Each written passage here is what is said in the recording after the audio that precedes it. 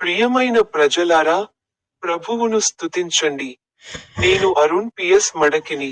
మీ అందరికీ హృదయపూర్వక శుభాకాంక్షలు. ఈ రోజు డిసెంబర్ 30, 2025 సంవత్సరం చివరి నెల.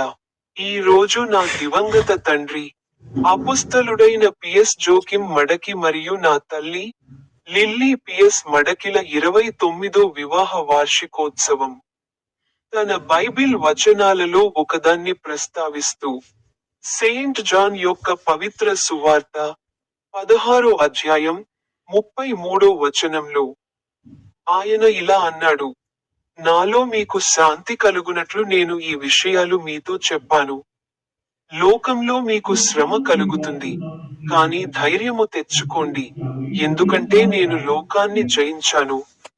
మరో బైబిల్ వచనాన్ని ప్రస్తావిస్తూ, రోమా పత్రిక పేరిట 5వ అధ్యాయం, 5వ వచనం, ఆయన ఇలా అన్నాడు: మరియు ఆశ సిగ్గుపరచదు, ఎందుకంటే మనకు ఇవ్వబడిన పరిశుద్ధాత్మ ద్వారా దేవుని ప్రేమ మన హృదయాలలో కుమ్మరించబడింది. మీ అందరికీ హృదయపూర్వక శుభాకాంక్షలు. ఇప్పుడే నా యూట్యూబ్ ఛానెల్లోని స్టింగ్ బటన్ పై క్లిక్ చేయడం మర్చిపోవద్దు.